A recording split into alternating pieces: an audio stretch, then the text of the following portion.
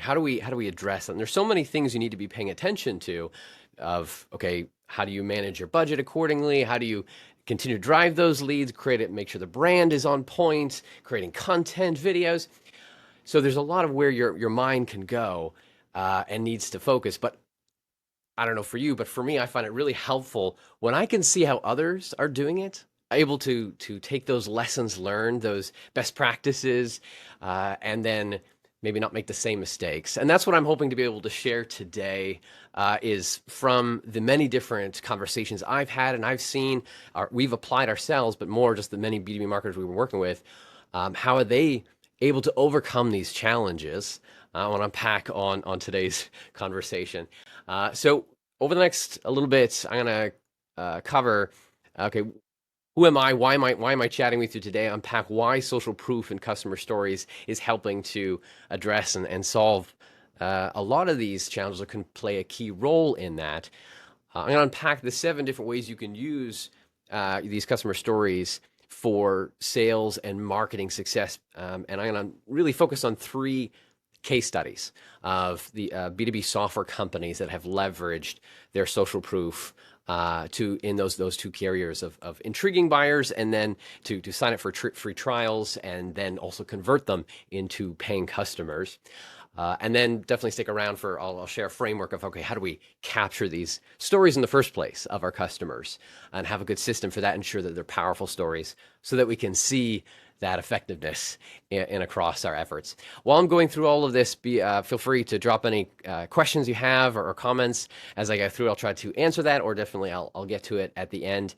If you aren't able to stick around for the whole chat, I do have 2 great resources you might find helpful. One is on the best practices that I've seen of leveraging these stories, the use cases for them.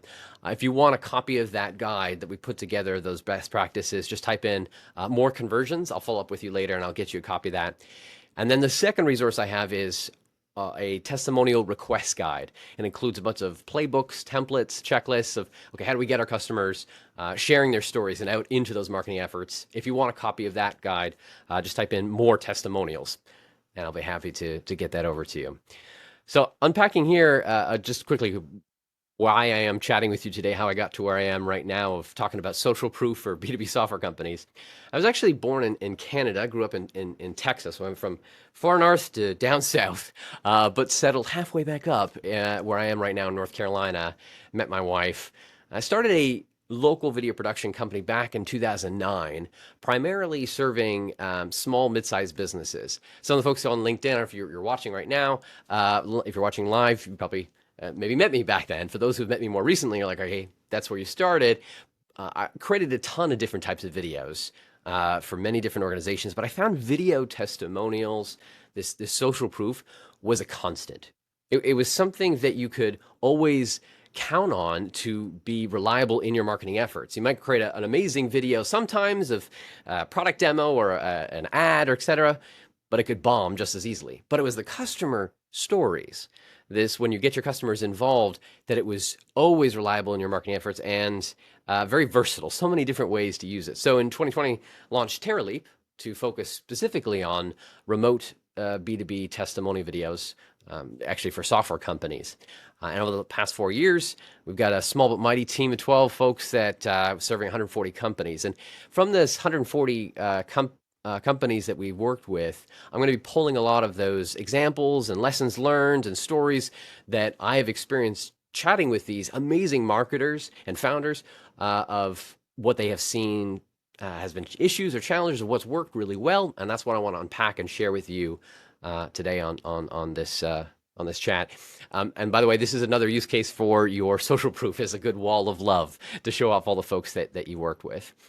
But I want to now circle back to, okay, why are we even talking about this? The challenges that we're going to face if you don't have strong social proof. And they are plenty. Really, when you're looking at, okay, if you don't have, I say strong social proof, because you could have a made up testimonial. That's what other people could see if you have it on your site. But if you don't have strong social proof, you're going to have a lot greater skepticism and hesitation. People are going to not necessarily believe that you can deliver what you can deliver. Your sales team are going to struggle to convince prospects. They're going to have to say, well, just trust me, okay? If you don't have this strong social proof. You're going to have more ineffective campaigns that underperform when you don't have the social proof to back it up, that evidence. And you're going to constantly be frustrated with the results that you're seeing across the different campaigns, outbound, inbound efforts that you're doing. You're going to see, because of all this, poor engagement and conversions on those campaigns because they don't have that validation. And then that's going to lead to not enough qualified leads coming into the pipeline for the sales team to close. That's going to, of course, result in a higher cost per lead because you're going to have a lot less of them coming through, and then longer sales cycle overall because it's harder to close those opportunities once they're in there.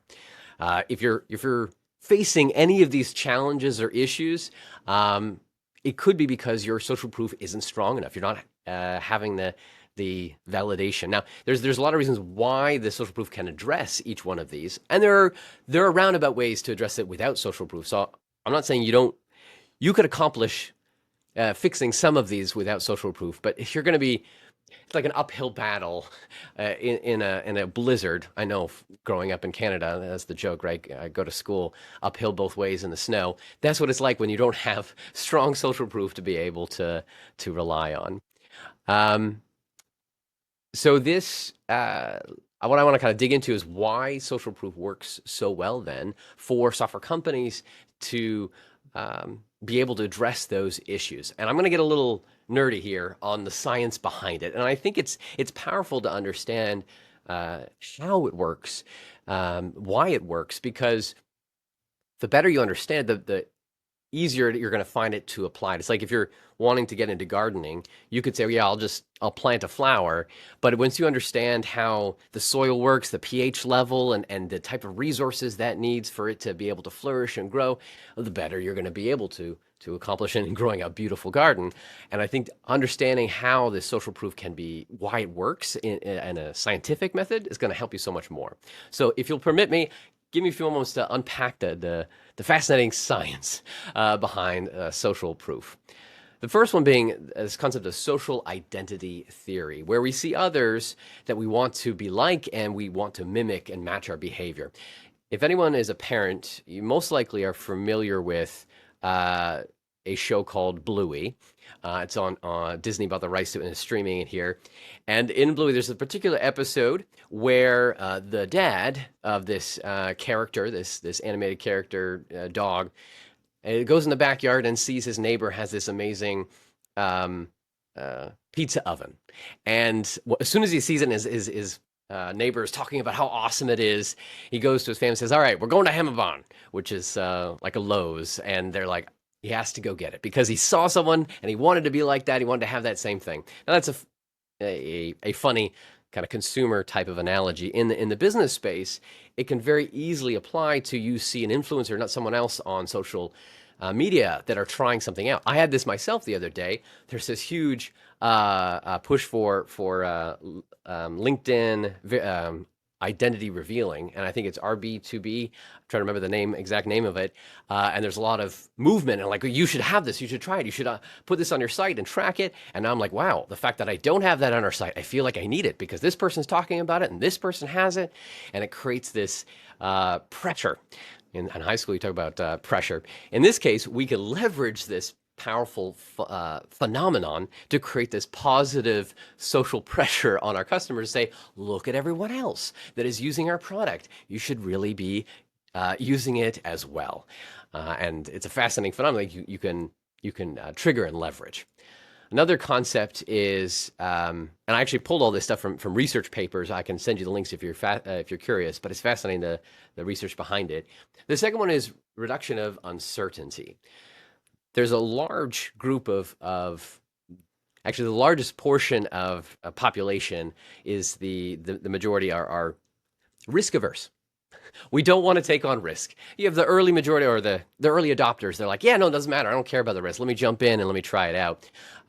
But for the majority, they're like, I don't want to touch it. So how do you lower that perceived risk by elevating the confidence in addressing objections? My son is a huge Star Wars fan, and I'm browsing, trying to find a new lightsaber on Amazon because I can't afford to buy it directly from Disney and Star Wars products. And I'm like, all the reviews say they're amazing, like the best product, 2 times the strength. And then that's, of course, all what they're saying. But do I believe it? I'm like, I've had enough experiences where I buy something and after, a week it breaks. But then I have a friend who has another son, similar age, and he says, look, I bought this thing absolutely solid. He's been hammering the thing out of it against the wood and against his sister, and it's still fine. 6 months later, I'm like, send me the link, I will buy it. It's being able to reduce the perceived risk by having that peer validation and being able to show the power of it. Another big risk in the B2B space is, for instance, onboarding. Like, how long is the onboarding process going to be, and does it integrate with the tools that I have? As soon as you can show that someone else the onboarding was a breeze, that it wasn't an issue, that it integrates with all these tools that you're using over here. It's like, boom, great. You reduced my risk potential that I have. I can see that I'm going to get my ROI from it. It plays that key role. Credibility and trust. So this is, again, where that social validation comes in. Is a huge driver of our behavior. Getting your customers to speak on your behalf. I don't need to think I need to speak very much on this because we get the concept. It just increases that speed to trust. It combines those two other elements together for this root concept for when you want to accelerate growth in your go-to-market strategy for your software company. Then as soon as you can get these customers speaking instead of you, it's going to accelerate growth. Now, once you can actually craft a narrative around it, that's where some really cool stuff happens when it comes to storytelling. So letting your customers helping to share that story. I use the word story because there is this concept of narrative transportation where you can have someone experience a story like they are living it themselves. Often when we watch a good movie, read a good book, we experience that story or relive it as ourselves, as the hero in the shoes of the person we were watching or listening to. And it can apply to the same for our customer stories, that narrative. When they're listening and saying, they can imagine the same success that this individual experienced. And it can have a profound impact on then their emotion that's involved, because they can feel somewhat, to a degree, of the emotion, that mimicry that they're having of the person they're watching. And they were like, okay, I got to have that same experience.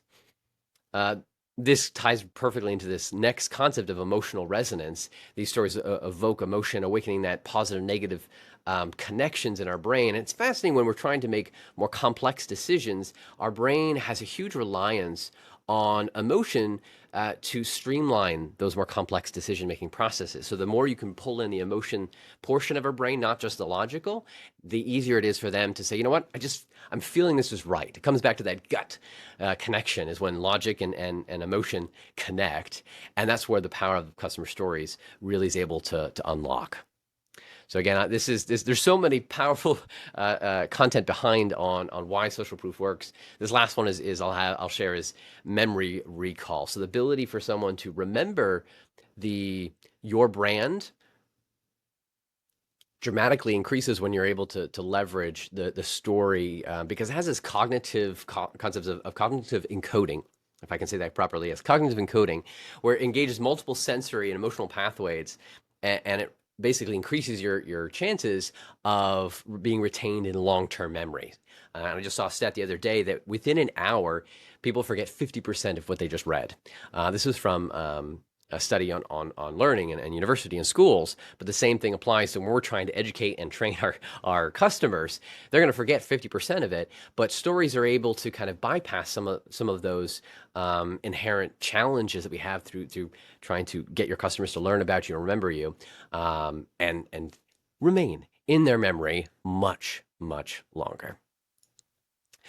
Cool. So those are the kind of the science behind why I'm fascinated with customer stories and social proof, and why it works so well to address a lot of those challenges, affirming their buying decisions, and be able to get more folks signing up.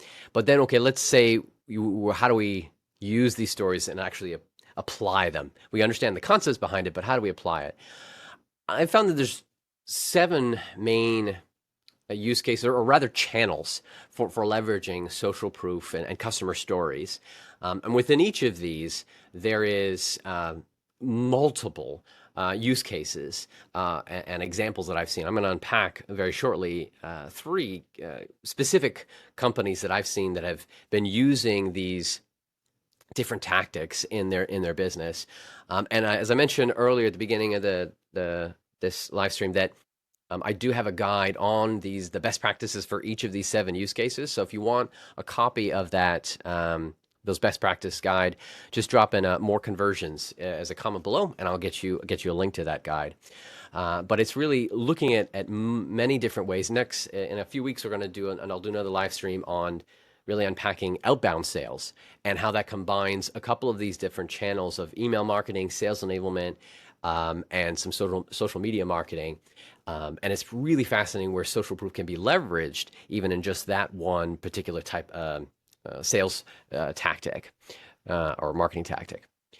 So what I'd love to do is kind of show you that there's many different stories that I'm going to be I could pull from. And I was like, I can't spend a whole hour just talking about case studies here. But it's really showing, okay, through the marketing funnel, where can it be leveraged? And some of the stats that I've seen from some of our customers is like 10 up to 40% greater click-through rates, and then conversions on those those leads coming through. Where the most recent stat, though, of an average, even beyond outside of my customers, is 12 to 7%, 12 to 17%, excuse me, on social proof that you can be seeing that type of result once you're able to get that stronger social proof embedded in there. But what I want to do right now is just kind of talk about these 3 particular companies. First one is Prismatic. It's a tech software company founded in 2019, and their customers are actually other developers or SaaS companies. Their challenge is a somewhat newer software category, is just either lack of knowledge and awareness that they exist, or mistrust of like, why can't we just do it ourselves? And they really needed to convince their prospects of the necessity, like, we really can make your life a lot better. And they were able to leverage then their stories and multiple use cases, but 3 I want to talk about here is definitely website. That's like the most common one everyone knows and thinks about. And I like to see, for them, they're about to actually redo their website. I'm excited for their new one. I'll have to do an updated use case for that. But is a customer stories page where you can quickly see logos, quotes, and video, boom, boom, boom, all in one place, and you can understand how is it helping these other companies. Another big one is at booths at trade shows. So being able to put multiple stories, video stories, into one and put it on a loop. And then what I've seen from a couple different customers, along with Beth here at Prismatic, is that as folks are walking through the conference and the expo, they stop and they see the story and they start to read along, ideally have closed captioning hard embedded on it because it's noisy environments. It creates that quick moment to say, okay, what is this? An open loop in their mind. Okay, what kind of story is being told? Long enough for them to pull them intrigued. Maybe your sales team can walk up to them and start a conversation. And the third one, which I'm always fascinated with when you can get this, is an ROI calculator. So from the stories they did, they were able to pull out the data from that and then be able to show the savings that is possible. So from the data from these stories, putting it into a cost calculator, they can quickly see, okay, you can save X number of dev hours per year. So they have the logical proof behind it, and then they have the emotional story connected to it, that nice 1-2 punch for helping drive those opportunities into conversions and into a deal that they can close. So fascinated by the use cases that Prismatic has been leveraging and continues. The next one they're going to be doing is stories around for each use case of their product. So very exciting for what's coming up for them. Another company, a B2B software company, is ClearGov. In this case, they're actually going after government. And Matt, former VP of marketing over there, got unpacked for me that traditional ad platforms and marketing efforts would not work for their ideal client profile of a local government agencies. Is they don't really spend in the same time or place looking for technology. It was very much what were their peers looking at and doing. And so when they first started, they had having trouble in their outreach efforts because they just were ignoring them. But once they started to embed, look, this person in a similar space over here is using it in their outbound sales enablement efforts, that's when they started to see some really impressive growth. So some of the tactics or way they've been leveraging it, a couple things is one, okay, embedding a story that they could quickly go and see on the site, and then they'd have a full case study page where you can read about it, be able to watch the video and follow along with it. So being able to for their sales team to use it, but also for webinars. So they encourage join this webinar where we're going to unpack how it's being used for this company, this company, this company, and then as a prep for the webinar, they'd send an email with a case study. So it's that are relevant cases that they could see. So it's another like 1-2 punch, being able to leverage it for events. And then another thing is a trigger point. So when one of their customers watched at least, I think it's 50 or 75% of the video, because they were using a tool, Vidyard, and I know multiple different video hosting tools can use that. They use Vidyard.